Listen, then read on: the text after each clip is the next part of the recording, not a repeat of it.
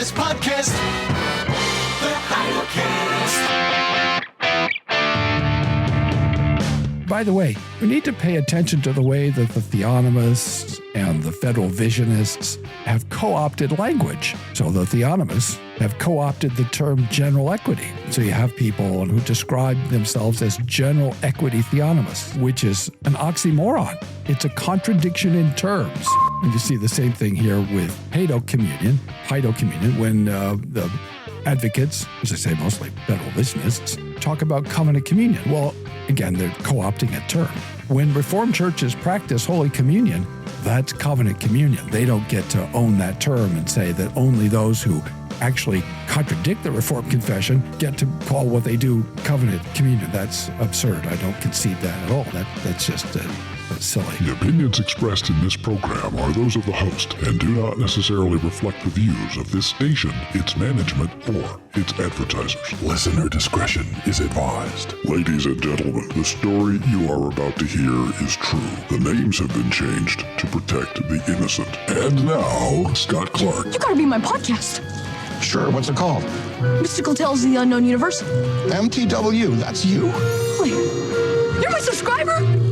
Really found its voice in the 46th episode. You right. Good evening, I'm Chevy Chase, and you're not. I certainly am not. It's the Heidelcast, the podcast devoted to recovering Reformed theology, piety, and practice. We talking about practice. Not a game. We talking about practice. I'm not Chevy Chase. I'm a pastor and a church historian. This episode is for the week beginning Sunday, September 21st, 2025. We're brought to you by the Heidelberg Reformation Association. We exist to recover the Reformed confession and to help others discover it. We are at heidelbergreformationassociation.org. Email or send a voice memo to heidelcast@heidelblog.net. At the tone, leave your name and message. I'll get back to you. Call or text the Heidel phone anytime at 760-618-1563. That's 760-618-1563. Apple Podcast comments. Don't forget to subscribe on Apple Podcasts or in any podcast app. And give us a 5-star rating in your app so that others can find the Heidelcast. And we're on YouTube, so thumbs up and subscribe and all that stuff. And don't forget to check out the Heidel shop at heidelblog.net/SHOP. I got a fever, and the only prescription is more cowbell. Oh, thank you for the cowbell. We really need more cowbell. This is part 19 of our series, To nourish and sustain. We've compiled a resource page at heidelblog.net/nourish for the whole series, and it has everything you need for the series. The best podcast, the Heidelcast. Last week, we considered the question of intinction, the dipping of the bread into the wine. From where did it come? Why are some churches doing it? And why is it a problem? This week, we are going to begin a 3-part series on Paedocommunion, or to be perfectly correct, Paedocommunion. That A-E diphthong in the middle of Paedo is really Paedo. It sort of ruins the Baptist parallel. They have credo, which is correct. And in other words, that's the correct pronunciation of credo. And then they like to rhyme that with Paedo. But really, it's Paedo. Anyway, Paedocommunion, or infant communion. From where did it come? Why don't the Reformed churches do it? Why do the federal visionists and others do it? And what's wrong with it? So what is it? Well, it's infant communion. Where did it come from? Well, we'll get to that. But it's really shown up in the last 40 years in our world, in the conservative and confessional Reformed churches. Not that those are exactly the same things. And we've sort of been afflicted with a series of movements, which I call the quirk, the quest for illegitimate religious certainty. And you can find out more about that on the Heidel blogs, QIRC. There's pages on that, but best way to find out about it is to take a look at Recovering the Reformed Confession, which is where I first published that category, QIRC, quirk, the quest for illegitimate religious certainty. And among those movements in our world have been the theonomy movement, the Christian Reconstruction movement. And so I've combined those two. I call them theorecons, theonomic reconstructionists. And then the Federal Vision movement is sort of the religious, theological, and ecclesiastical arm of the theorecon movement. I don't think in fact, I know that not all the theorecons are Federal Visionists, but pretty much all of the people who gave us Federal Vision, with one possible exception, are or have been theonomic or at least sympathetic to theonomy. My hesitation here is that the godfather of the Federal Vision movement was Norman Shepherd, and I don't know that he was a theorecon. He's a postmillennialist. He shared the same eschatology as the theorecons. They're looking forward to an earthly glory age before Jesus returns when everyone is Christianized, and it'll be wonderful according to them. And that's very much a part. That's the power, really, the energy to the theorecon movement. They're selling this glorious future, utopian future, just the way the Marxists. They're basically the counterpart to the Marxists. That's one of the great selling points of Marxism, is this idea of a future earthly utopia. And that's what the Federal Visionists and the postmillennialists are selling as well. And again, not all the postmillennialists are theorecons, although many of them today are at least theocrats. I mean, a lot of them are Christian nationalists. They want a state church. They want a state, even in America, despite the First Amendment to the Constitution, despite the fact that we've not had any established churches in this country since 1833. Some of them quite plainly, flatly, openly want to revise the Constitution or get rid of the Constitution. Some of them talk about a Christian prince, which would entail a total abandonment, rejection of the Constitution. So that's why my friend Brad Isbell is right about the Christian nationalists, that they are practicing cosplay. People are just playing dress up. Need a little bit of water.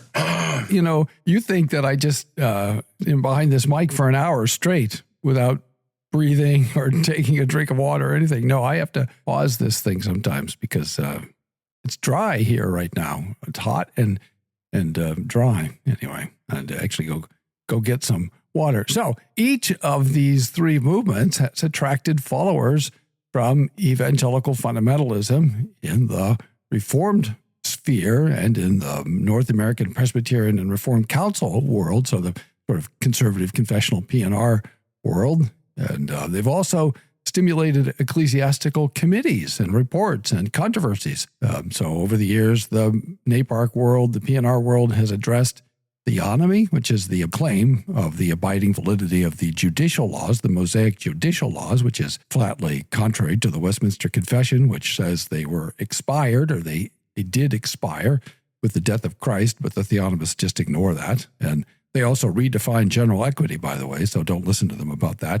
They're just making things up. General equity, it simply means natural law if you look at it in its 16th and 17th century context, and I have done that. So go take a look at the resources on theonomy on the resource page on the Heidelblog, heidelblog.net/resources. The RCUS has a report on this, and the PCA has a report on this. Most of the P&R world has rejected, the churches have formally rejected the self-named Federal Vision movement. And a few of them have, as part of that, tackled Paedocommunion or Paedocommunion. The PCA, which is the largest of the NAPARC bodies, addressed Paedocommunion in a 1988 report. And that report concluded, and I quote, "It is the thesis of this report," and then it goes on to say, "the main argument for Paedocommunion or Paedocommunion is not sustained.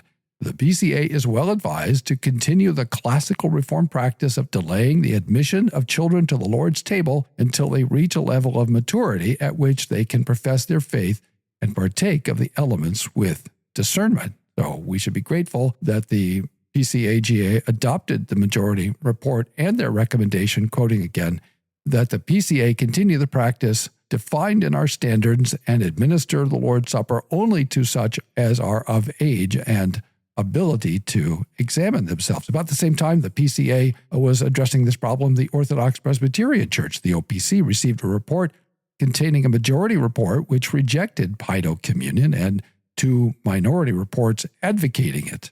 As the OPC notes, these reports have no constitutional authority, but they probably reflect the range of opinion in the OPC. So there is a minority in the OPC advocating for Paedocommunion and maybe practicing. That'd be an interesting question. I've not seen it in the OPC, but it could be that there are OPs practicing Paedocommunion. The URCs, the United Reformed Churches in North America, addressed the doctrine and practice of Paedocommunion at Synod in 2004, and Synod concluded, and I quote, "The confessions to which the URCNA subscribe, the Heidelberg Catechism, the Belgic Confession, and the Canons of Dort, accurately summarize the teaching of Scripture in, for example, 1 Corinthians 11, 24 through 25, and then verse 28. Thus, our confessions, in harmony with the Scripture, require that the Lord's Supper be administered only to those who have publicly professed their faith in the presence of God and His holy church," which, of course, infants can't do. The question of Paedocommunion has also been addressed by Matthew Windsor in an article in the Confessional Presbyterian, which I believe is online. I think that article is online. They have a selection of articles that are online, but still, Paedocommunion persists, or the problem of it persists. There was a minority report in the PCA written by Rob Rayburn, I think now retired, but he was pastor of Faith PCA in Tacoma, Washington, and he argued, quoting here, that the common opinion of the Reformed Church on this matter was and remains ill-considered, close quote. And I judge that a basically Anabaptist argument, that the Reformation didn't go far enough and that it remained unduly influenced by medieval theology and practice. There are other advocates of Paedocommunion, or Paedocommunion, many of whom are, as I say, federal visionists, theonomists, or sympathetic to theonomy and federal vision. There was a website propounding Paedocommunion that provided a sort of who's who list of Paedocommunion advocates. And it's kind of an interesting list. And I'm just going to go through it. I didn't compile this list. In fact, this thing is not available easily anymore, but I found it at the Wayback Machine at archive.org. And this site listed R.C. Sproul Jr., G.I. Williamson, James Jordan, whom Doug Wilson once called the origin of Reformed theology. There's some truth to that, I think, in terms of his fascination with allegory. Peter Leithart, whom lots of people take seriously. I'm not entirely sure why, given his views, history, and so forth. Rob Rayburn, of course, whom I just mentioned. Jack Collins, a professor of Old Testament at Covenant Seminary. Steve Wilkins, frequent contributor or co-author with Doug Wilson. An advocate, Ray Vanderlaan, who's well known for his Holy Land tours. The late Gary North, son-in-law to R.J. Rushdoony, economist and advocate of theonomy. Critic of traditional Reformed theology, R.J. Rushdoony, the godfather of Reconstructionism and probably the godfather of the theonomy movement generally, so the Theo-Recon movement. Andrew Sandlin, critic of the law-gospel distinction. Still waiting to see Sandlin's PhD dissertation on S. Scott Clark, which he says was a typo. Okay, so R. Scott Clark on law and gospel. Yeah, it's true. He wrote an entire PhD dissertation on me and my advocacy of the traditional Reformed Reformation distinction between law and gospel, and I've yet to see it. Call or text now, 760-618-1563. It would be interesting to see it. I've seen some stuff that he's published. He's published articles and things anyway. So Andrew Sandlin, Ray Sutton, who is a bishop, maybe an archbishop by now, I don't know, but he's a bishop in the Reformed Episcopal Church, which is really in the ACNA. Curtis Crenshaw, whom I knew as a postmillennialist, because I remember him writing a book. I remember reading a book by him on postmillennialism some years back, God's Footstool or something like that. And here on this site, he's listed as being connected with Cranmer House Theological Seminary, which I think would put him in the ACNA. This site also lists N.T. Wright and William Willimon, who I think is now no longer with us, well-regarded Methodist, fairly conservative Methodist author who wrote lots of things. And of course, N.T. Wright, Tom Wright, maybe the most famous proponent now of the so-called New Perspective on Paul. So there are people out there advocating Paedocommunion, and a number of them are federal visionists, or in the case of Wright, New Perspective on Paul, lots of them associated with federal vision and so forth. It didn't list Doug Wilson, and that surprises me. I'm pretty sure Wilson is an advocate of Paedocommunion. And there are others that it didn't list. The person I think who first introduced me to it, not directly, but I think I read something by him, was Tim Gallant, who I think put that site together. And he was the first person I saw advocating Paedocommunion. And there were people in my Federation of Churches, the URCNA, advocating, but most of them have left. It's not permitted in the URCNA. It was also interestingly adopted or permitted, is probably the more accurate way to put it, by the CRCNA in 1995. They opened the door anyway to Paedocommunion, and we sort of overlooked it because that was the same year in which they approved the ordination of females. And so, in a sense, understandably, everybody was focusing on that. But at the same time, infants were permitted then to come to the Lord's table. By the way, the fact that those two things happened at the same time should have been a clue to us as to what was happening. In my world, in the URCNA, people have tended to talk about the CRC going liberal, and I've long argued that's not really quite what's happening. Now, to be sure, since that time, there's been a renaissance of confessional Reformed theology, piety, and practice, and some very good things happening. But what was happening in the CRC in the mid-90s wasn't, strictly speaking, theological liberalism, although there probably were some real liberals, and there were people making liberal arguments. But what was really happening was broad evangelicalism. People don't always understand that churches don't just go from being conservative to liberal or confessional. There's a difference between being conservative and being confessional. Those are slightly different categories.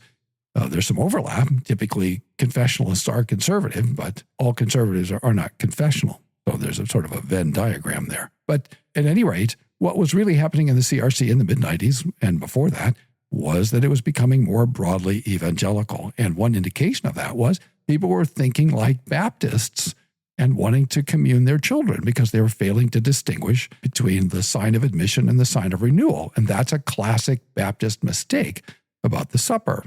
And it's not just Baptist, but in North America, that's where we typically see that. Almost invariably, and when I'm talking to a Baptist about infant baptism, he will ask, well, what about communion? If infants can be baptized, why can't we commune infants? And that question always reveals a misunderstanding about the nature of baptism and the distinction between baptism and the Lord's Supper. We'll come back to that. But it is fundamentally a Baptist mistake because the Baptists have treated baptism basically the way the Reformed treat Holy Communion, and then communion doesn't really have a robust function in Baptist theology, piety, and practice. As a matter of logic, the primary and most vociferous proponents of infant communion are advocates of or associated with or tolerant of, as I say, aberrant movements such as the Federal Vision theology, which says you get in to the covenant of grace by baptism and you stay in by cooperation with grace. And it's also advocates of theonomy. But the fact that it's theonomists and Federal Visionists who've been promoting Paedocommunion or Paedocommunion doesn't prove that it's wrong.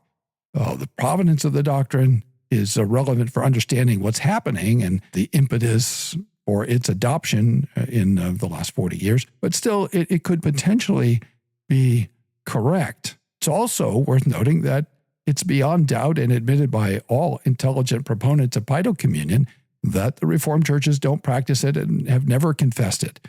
In fact, the Reformed churches were aware of the theology and practice of infant communion as they formed their confession and their practice of Holy Communion. And one of the most helpful sources I have found on this question is Cornelis Venema's book, Children at the Lord's Table, Assessing the Case for Paedocommunion, published in 2009 by Reformation Heritage Books, and as I say, written by Cornel Venema.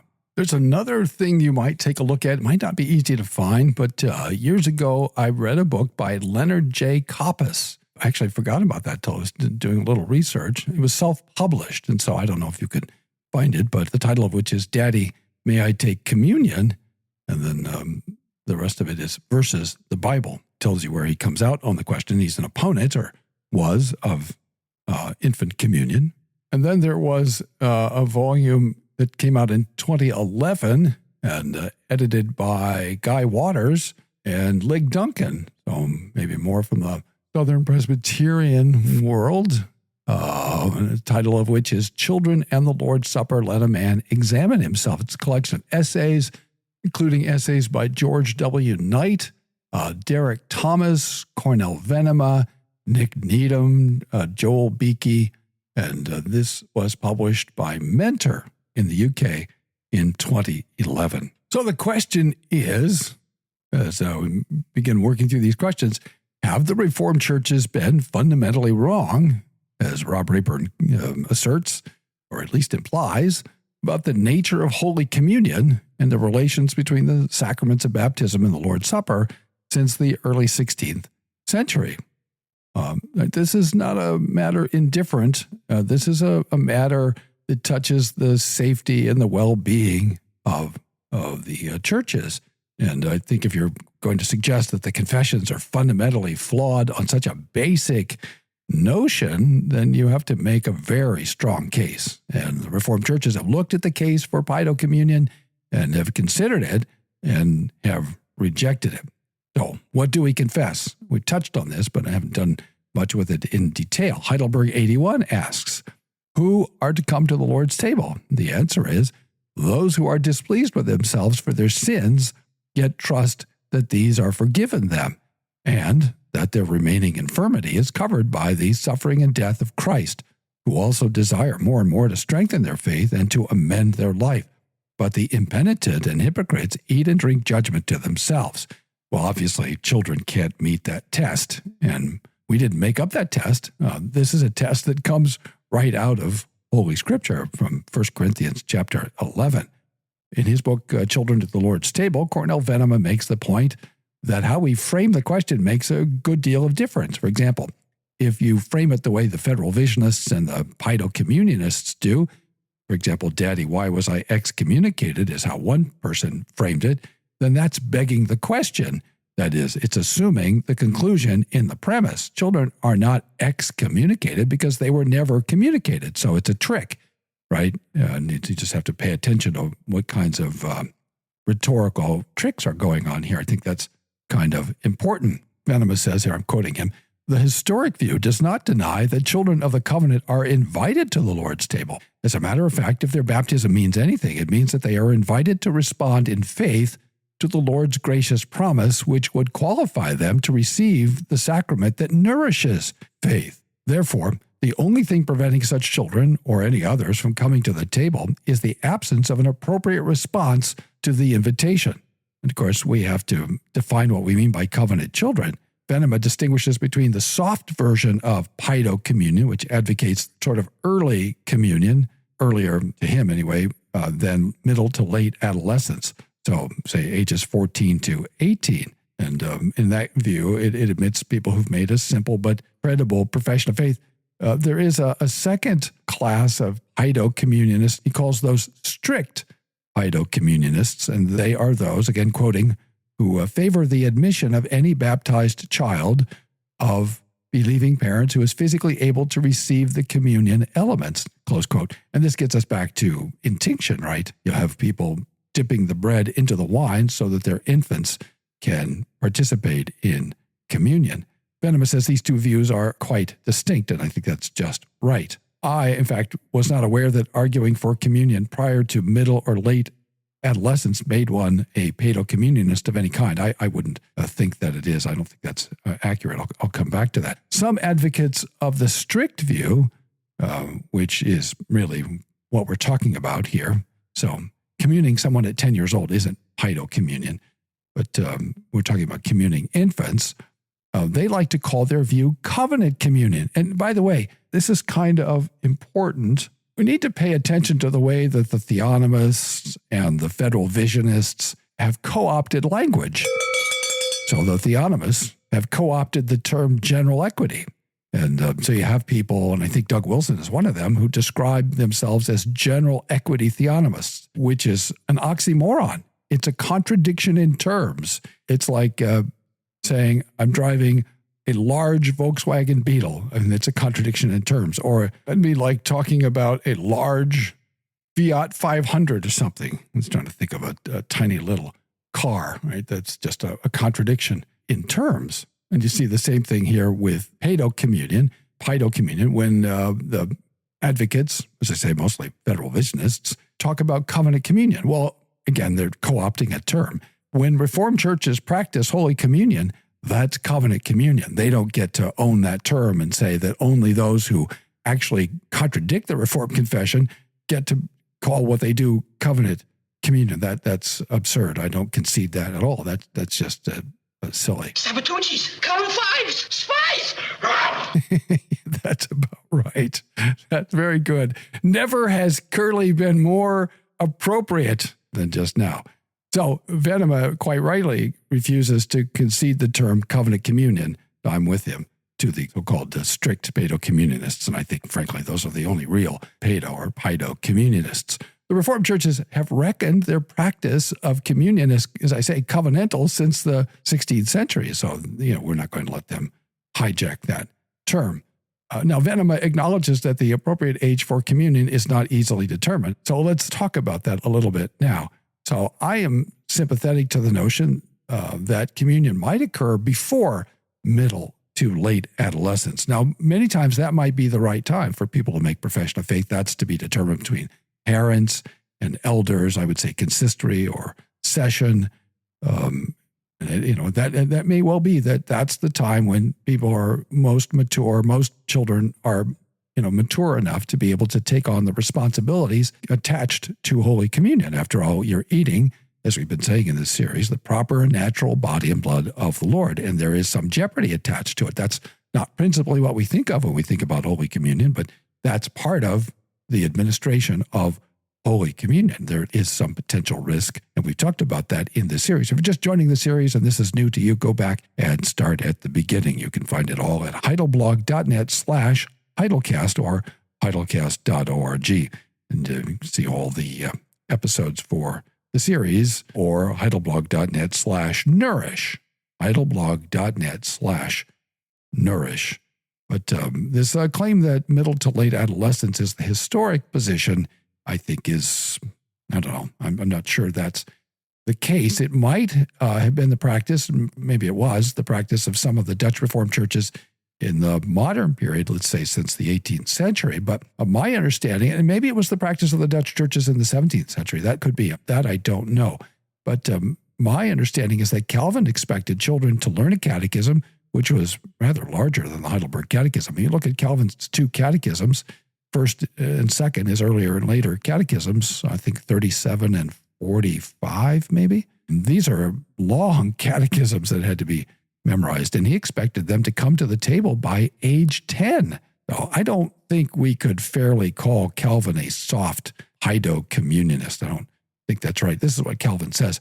How I wish that I might have kept the custom which, as I have said, existed among the ancient Christians before this misborn wraith of a sacrament came to birth. Not that it would be a confirmation such as they fancy, they meaning the Roman Catholics, which cannot be named without doing injustice to baptism, but a catechizing in which children or those near adolescence, notice that near, so they're not yet adolescent, would give an account of their faith before the church. But the best method of catechizing would be to have a manual drafted for that exercise containing and summarizing in simple manner most of the articles of our religion on which the whole believer's church ought to agree without controversy. Now listen to this. A child of 10 would present himself to the church to declare his confession of faith, would be examined in each article and answered to each. Were he ignorant of anything or insufficiently understood it, he would be taught. Thus, while the church looks on as a witness, he would profess the one true and sincere faith in which the believing folk with one mind worship the one God. Article 54 of the Acts of the Synod of The Hague, 1586, which is a regional synod of the Dutch Reformed churches, declared, no one shall be admitted to the Lord's table unless he conforms to the practice of the church he is joining and has made profession of the Reformed religion, as well as furnishing a testimony to his pious conversion. Without this, those who also come from other churches shall not be admitted. This was the language of Article 61 of the Church Order of the Synod of Dort from 1619, and I quote, no person shall be admitted to the Lord's Supper but those who make confession of faith in the Reformed religion agreeably to the practice of the churches to which they are joined, and also have the testimony of pious deportment. Then they conduct themselves according to what we confess in Belgic Confession, Article 29, the second half of Article 29, without which also none coming from other churches shall be received. So these two articles don't answer the question of when profession was made, but they don't stipulate that it can only be made in mid to late adolescence. A friend of mine sent me your podcast and said I would love it. For the life of me, I can't imagine why she thought that. It's just terrible. For one thing, you keep talking about a grandma gorilla. Well, that's just rude. I'm a grandma, and I just think we grandmas need to stick together. It's hard enough to be a grandma and not have some fella on a podcast calling us gorillas. So you just stop it right now. You should be ashamed of yourself. Hi, Grandma. Thanks for listening. He's not talking about grandmas. He's talking about Grandma, correcting how people speak and write. He loves grandmas. Oh, okay. But you just watch it. I'm going to be listening. Clearing up misconceptions is just one of the things we do at the Heidelberg Reformation Association. Won't you help us help you? Make a tax-deductible donation to Heidelberg Reformation Association, 1637 East Valley Parkway, number 391, Escondido, California, 92027. Or use the donate button at heidelblog.net. Ladies and gentlemen, Scott Clark. The historical argument for Paedocommunion or Paedocommunion, according to its proponents, is that the evidence is mixed, but that it was, quoting here, likely the original practice of the church, close quote. That's what one proponent says. Proponents argue that the loss of Paedocommunion in the Western Church was due to the rise of the doctrine of transubstantiation, that is, the doctrine that the elements of the supper become literally the body and blood of Christ, in contrast to the relatively strong evidence for the early and general practice of infant communion. Clear evidence for the practice of Paedocommunion in some segments of the church begins in the middle of the 3rd century. Justin Martyr made reference to the, quote, proper recipients of the supper, close quote, in his first apology, where he taught that only those who have embraced the teaching of the church and who have resolved to live in accordance with the gospel are to be communicated. So Justin is AD 150. Well, that argues against the claim that it was the original practice. Clement of Alexandria restricted access to the table to, quote, active believers, close quote. In the early 3rd century, Origen also seems to suggest that small children, infants is the word that he used, parvuli, are restricted from communion, and that would be the very early 3rd century. There's some evidence from Cyprian that during the Decian persecution in the mid-3rd century, so that'd be AD 250 thereabouts, children may have come to the table, but Venema argues, and I think he's right, that practice was probably not widespread. Contemporaneous evidence suggests that the earlier practice of restricting children from the table was the normative practice. Paedocommunion became a, quote, normal practice, close quote, that's what one writer says, of the church in the 4th and 5th centuries, and that's clear from some places in Augustine's writing. But it's not clear when Paedocommunion became the dominant practice in the Eastern Church. But again, I think this is Venema. The practice of Eastern Orthodoxy since the 4th century certainly lends support to the argument that Paedocommunion enjoys the sanction of church history. That's from page 19 of his book. So Venema disputes the account of medieval history given by proponents of Paedocommunion as, quote, unduly simplistic, close quote. That's Venema's language, and I think he's certainly right about that. The evidence is that, now I'm going to quote Venema, prior to the 11th century, Paedocommunion was practiced, close quote. But it diminished in the period leading up to the Fourth Lateran Council in AD 1215, when admission to the Lord's Supper was granted to those age 7 or older. And again, between the 13th century and the Reformation, the practice of baptism was separated from the practice of communion. By the Reformation, again, I'm quoting Venema here, the only groups practicing Paedocommunion were the Eastern Orthodox churches, the Armenian Church. Now, notice I said Armenian. That's an ethnic group, not Arminian. That's a theological group. And the Bohemian Hussites, close quote. In the Reformation, the Lutheran and the Reformed admitted children only after catechism training. Venema distinguishes between the Lutheran practice of confirmation and the Reformed practice of profession of faith. And he continues by surveying Calvin's approach to the differences between baptism as the sign of new birth and incorporation into Christ, and the supper as the means of nourishing the faith of believers. Well, that's very important, and that's going to be central to the argument that I'm going to make against Paedocommunion, that baptism is the sign of initiation, to use the language of Petrus van Maastricht. And the Lord's Supper is the sign of nutrition, the sacrament of nutrition. That's what he says. I don't know what the English translation says, but that's what the Latin text says, sacramentum nutritionis. Wolfgang Musculus, who lived from 1497 to 1563, was, as Venema puts it, quoting here, one of the few dissenters to the prevailing view, close quote. He argued for Paedocommunion, again quoting Venema, on the ground that children are included in the covenant of grace with their parents, close quote. Well, of course, there's no doubt about that, but the question is, what is the nature of baptism? Well, as I say, that's the sign of initiation, not the sign of renewal. So Musculus just made a mistake on that. It might not be the only mistake that Musculus made. But as Venema said, his view was an exception to the rule among the Reformed churches of the continent, so Europe and the British Isles. And Venema observes that the practice of Paedocommunion was only, quote, in some sectors of the church by the middle of the 3rd century, but it was never as prevalent in the Western church as in the Eastern church. I think that's right. And also, he reminds us to take note of the various reasons that people used to defend it. We should note the connection between the rise of Paedocommunion and sacerdotalism, the idea that the minister is a priest and that he's practicing a kind of priestly magic. When people tell you that baptism automatically grants new life, that's a kind of sacerdotalism. It turns the minister into a kind of a priest with magical powers. And the same thing is true with transubstantiation, right? That's sacerdotalism, right? The priest, so-called, says that when he consecrates the elements, that they are transformed, and the bread is no longer bread, but it's literally the body of Christ, and the cup is no longer wine, but it's literally the blood of Christ. And then, of course, he thinks of himself, and Rome confesses that the priest, so-called, is making a propitiatory, that is wrath-turning, memorial sacrifice for our sins, which is, as we say in Heidelberg 80, damnable idolatry. Only Jesus does that. He did that once for all, and there's no continuing sacrifice. No more altar, right? People talk about going to the altar. There's no more altar. The cross is the last altar. They talk about going to see the priest. Well, that would be Jesus. There aren't any other priests. There are no popes. There's no other head of the church than Christ. In fact, the place, while I'm on this, I guess, while I'm on this rant, we should stop referring to the space in which we conduct our worship services as sanctuaries. It's not a sanctuary. It's a worship space.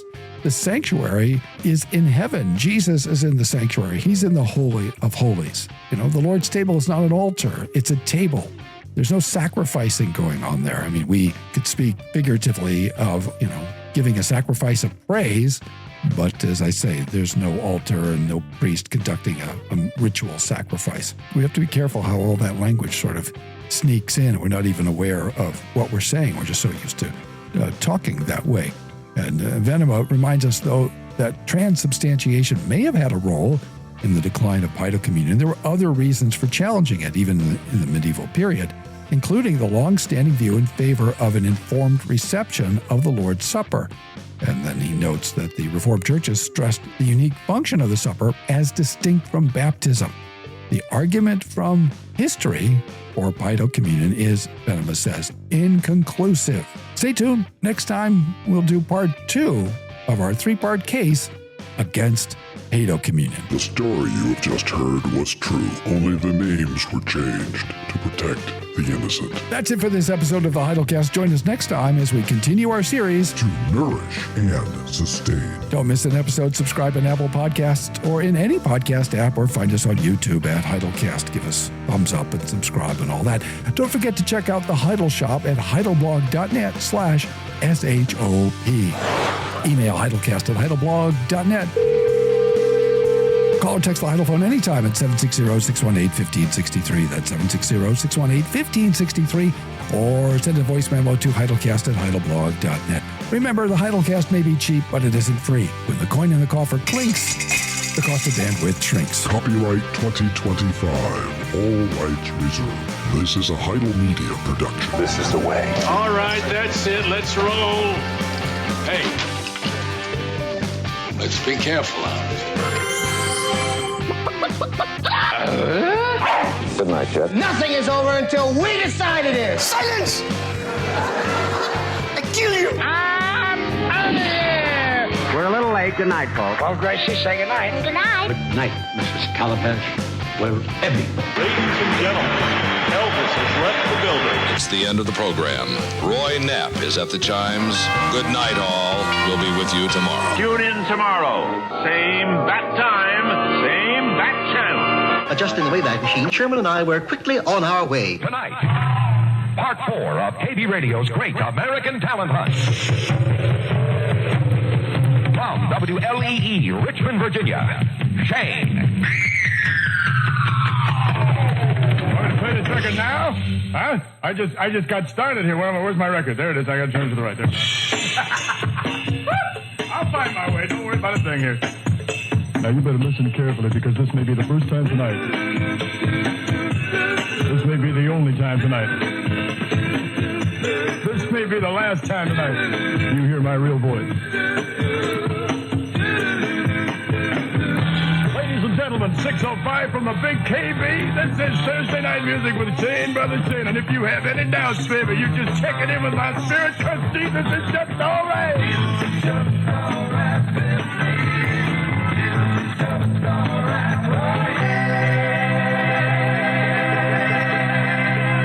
me. Jesus is just all right with me. Doobie Brothers from the Big KV at 6:09. Tell them who I am. I haven't got all idea. What station is this? I just got into town. What's the name of the station? Huh? I lost it. I don't have it. Who cares? Oh, yes. WKV and the Great American Talent. They're dragging them up now.